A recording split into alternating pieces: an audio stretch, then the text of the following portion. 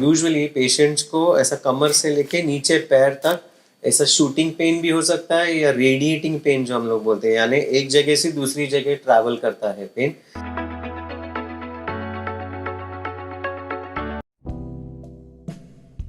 Hello, I am doctor Tejas Upasani, orthopaedic and joint replacement surgeon. आज हम लोग बात करने वाले हैं सायाटिका के ऊपर। ये सायाटिका को लेके ना लोगों में बहुत कंफ्यूजन होता है कि क्या सायाटिका होता है। कहीं भी पैर में दर्द हुआ तो लोग बोलते हैं मुझे सायाटिका है। अभी सायाटिका यानी क्या? सायाटिक नर्व करके एक नर्व होती है जो पैर की मेन नर्व है, जो हमारे कमर से यानी लोअर बैक से होके पूरे पैर तक हमें सप्लाई करती है। और सायाटिका का मतलब क्या होता है कि कहीं भी ये नर्व इन्फ्लेम्ड होती है, यानी नर्व पे सूजन आ जाती है या नर्व को कोई भी परेशानी होती है तो उसे हम लोग सायाटिका कहते हैं। ये एक ग्रुप ऑफ सिम्टम्स है जिसमें यूजुअली पेशेंट्स को ऐसा कमर से लेके नीचे पैर तक ऐसा शूटिंग पेन भी हो सकता है या रेडिएटिंग पेन जो हम लोग बोलते हैं, यानी एक जगह से दूसरी जगह ट्रैवल करता है पेन। कभी कभार उनको पैर में झुनझुनाहट होती है या पैर में चींटी चलती है ऐसे लगता है, नमनेस होता है यानी सेंसेशन थोड़ा कम हो जाता है, और बहुत ही सीवियर हुआ तो पैर की उंगलियां हिलने में दिक्कत हो सकती है, यानी जो पैर की उंगलियों की ताकत है वो कम हो सकती है। इसमें से शायद आपको सिर्फ थोड़ा सा बैक पेन है या थोड़ा सा लेग पेन है तो आइडियली वो सायाटिका नहीं कहलाता। तो सायाटिका ये एक ग्रुप ऑफ सिम्टम्स है जैसे मैंने बोला, और वो यूजुअली कैसा है कि अगर आप बैठे हो, आप चल रहे हो, कभी कभार वो कांस्टेंट पेन हो सकता है, बट अगर आप आराम कर रहे हो, रेस्ट कर रहे हो तो आपको उससे रिलीफ मिलेगा। बट जब भी आपके पैर बेंट है यानी आपके पैर मोड़े हुए हैं तो आपको बेटर रिलीफ मिलेगा। अगर आपके पैर सीधे हैं यानी आप बैठे हो तो शायद आपको बेटर लगेगा बिकॉज वो नर्व रिलैक्स हो जाती है। बट जब भी आपके पैर लंबे हैं, आप सोए हुए हो या आप खड़े हो, तो आपका पेन ज़्यादा हो सकता है।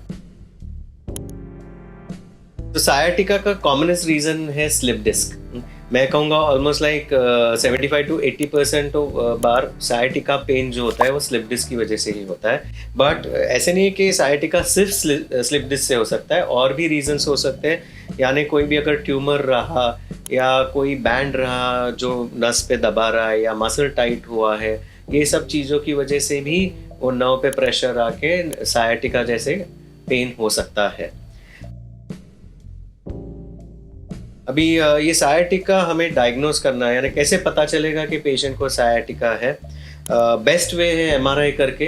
एमआरआई करके हमें पता चलेगा कि कहाँ नस पे दबाव है, यानी स्पाइन में कोई प्रॉब्लम है या कहीं और कुछ प्रॉब्लम है जिसकी वजह से नस पे प्रेशर आ रहा है और उस वजह से पेशेंट्स को पेन हो रहा है।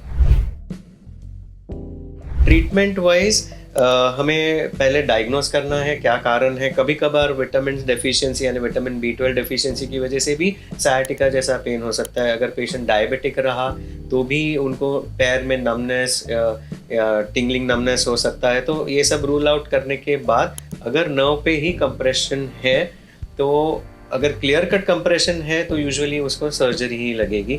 बट अगर इतना कंप्रेशन नहीं है, थोड़ा सा ही है, पहली बार पेशेंट को सिम्टम्स हो रहे हैं, तो फिजियोथेरेपी और दवाइयों से भी ये ट्रीट हो सकता है। बट अगर काफ़ी सीवियर पेन है और पेशेंट को पेन काफ़ी ज़्यादा है एंड एमआरआई पे भी नस पे प्रेशर ज़्यादा है एंड अगर उनको मसल वीकनेस भी है यानी पैर में कुछ कमज़ोरी है, वीकनेस है, तो almost 100% of the time surgery ही लगेगा। बिकॉज कैसा है कि अगर नर्व पे प्रेशर बहुत ज़्यादा लंबा टाइम चला तो वो नर्व रिकवर नहीं होती।